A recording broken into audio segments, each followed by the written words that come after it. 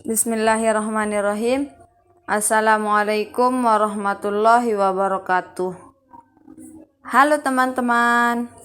Kali ini kita akan membahas materi tentang keanekaragaman hayati. Sebelum itu, tujuan dari pembelajaran ini adalah agar siswa dapat memahami tentang macam-macam keanekaragaman hayati. Apa sih keanekaragaman hayati itu?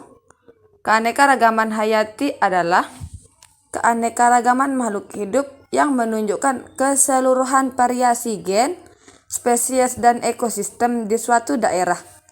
Keanekaragaman hayati terkadang sering dikenal dengan sebutan biodiversitas atau dalam bahasa Inggris disebut dengan biodiversity. Keanekaragaman gen merupakan keanekaragaman tingkat genetik yang terjadi karena adanya keanekaragaman susunan gen. Gen itulah yang menentukan ciri dan sifat yang dimiliki oleh suatu individu. Setiap individu mempunyai kromosom yang membawa sifat menurun yang kita sebut dengan gen yang berbeda-beda. Kromosom tersebut diperoleh dari kedua induknya melalui pewarisan sifat. Perbedaan jumlah dan susunan faktor yang menurun tersebut akan menyebabkan terjadinya keanekaragaman gen. Contoh keanekaragaman tingkat gen yang kita lihat pada gambar yaitu terjadi pada bunga mawar rosa hibrid.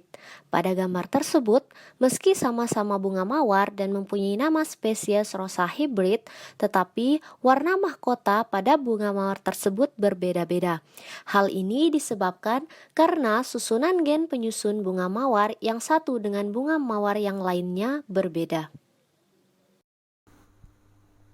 Selanjutnya adalah keanekaragaman tingkat spesies. Untuk mengetahui keanekaragaman hayati tingkat jenis pada tumbuhan atau hewan, Anda dapat mengamati antara lain ciri-ciri fisiknya.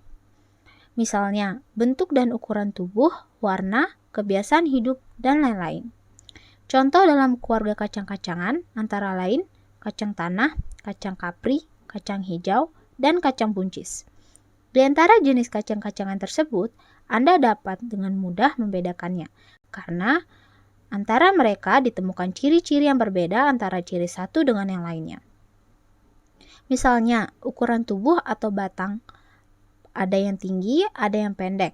Kebiasaan hidup, tumbuh tegak, ada yang merambat. Bentuk buah dan biji, warna biji, jumlah biji, serta rasanya yang berbeda. Contoh lain dari keanekaragaman pada keluarga kucing. Misalnya di kebun binatang, kita dapat mengamati hewan harimau, singa, citah, dan kucing. Seperti gambar yang tertera, antara harimau dan kucing terjadi keanekaragaman tingkat spesies. Selanjutnya adalah penjelasan mengenai keanekaragaman tingkat ekosistem. Lingkungan hidup terdiri dari komponen biotik dan abiotik yang saling melakukan hubungan timbal balik, baik hubungan antar makhluk hidup maupun hubungan makhluk hidup dengan lingkungannya. Akibatnya, setiap ekosistem memiliki ciri khasnya masing-masing. Contohnya, keanekaragaman ekosistem adalah ekosistem gurun, ekosistem air tawar, ekosistem air laut, dan ekosistem hutan hujan tropis yang semuanya memiliki perbedaan jenis tanaman dan hewan. Pembahasan selanjutnya mengenai persebaran fauna di Indonesia. Pada awalnya, Indonesia terbagi menjadi dua zoogeografi yang dibatasi oleh garis Wallace. Garis ini membagi persebaran fauna di Indonesia menjadi bagian barat dan timur.